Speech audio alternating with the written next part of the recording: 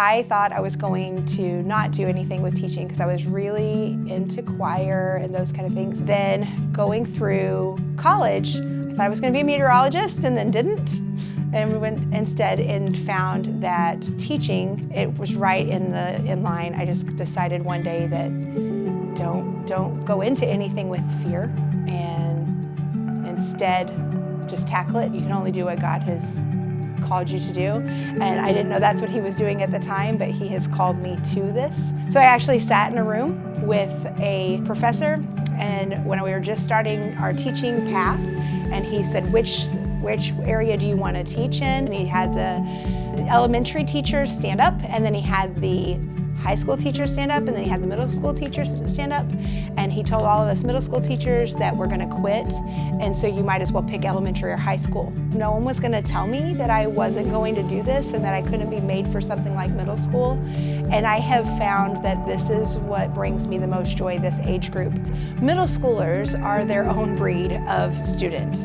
That's the conception that everyone has, that they're this different group and that they're harder to manage and all of those things. And really, they're going through the hardest time of their life. They're not anything different than the other kids, except for they're going through a big transition.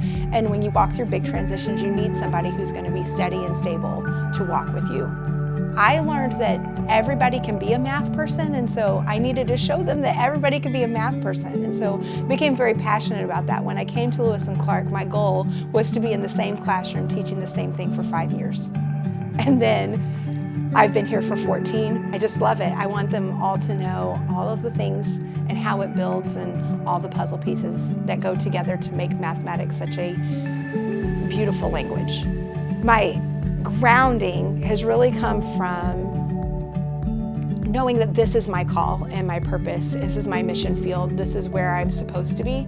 It's how I'm supposed to show the love to every kid, even when they don't know what love is.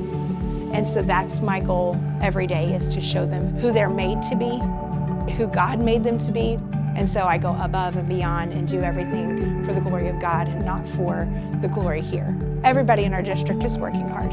It's a hard profession, and the people who are sticking with it and the people who are able to have a hard day and show up the next day and learn from it, that teaches the kids how to have a hard day and learn from it and show up. I'm never going to shrink away from something that is hard or a challenge.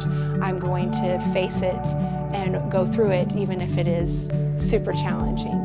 And so that's something I want to not only teach my students, but the people I work with. It's okay to say, this was really hard, how do I fix it? And then come back the next day with a plan, because that's what we have to do. We just don't have the choice to quit. We just have to keep going and working together to make, our whole community better. Not only do I get to serve students, and that's important, but I also get to serve their parents, and I get to serve my co-teachers and my principals, and I get to do my best for JC to show, hey, here's who we are and here's where we're going. The work is never done. There's always something new, and so that challenges me to do better and be better every single day.